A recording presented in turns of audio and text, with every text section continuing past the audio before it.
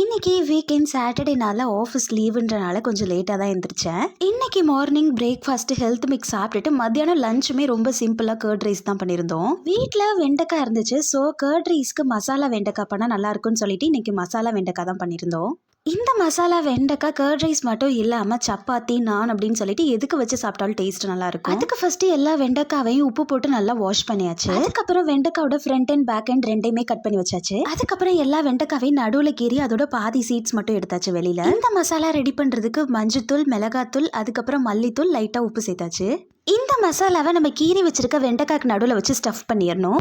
அதுக்கு மேலே அப்படியே கொஞ்சம் லெமனை விட்டு அதை ஊற விட்டுறணும். ஒரு பாத்திரத்தில் எண்ணெய் நல்லா காஞ்சதுக்கு அப்புறம் அதில் ஜீரகமும் கார்லிக்கும் போட்டுறணும். கார்லிக் ஆப்ஷனல் தான், ஸோ வேண்டானா அதை ஸ்கிப் பண்ணிக்கலாம். அதுக்கப்புறம் நம்மளோட மசாலா ஸ்டஃப்டு வெண்டைக்காய் எல்லாத்தையும் அந்த எண்ணெயில் போட்டு நல்லா ஃப்ரை பண்ணிட வேண்டியதான். இது அப்படியே நல்லா கிறிஸ்பியாக வந்ததுக்கு அப்புறம் எடுத்து சாப்பிட்டு பார்த்தோம்னா டேஸ்ட் வேற லெவலாக இருக்கும்.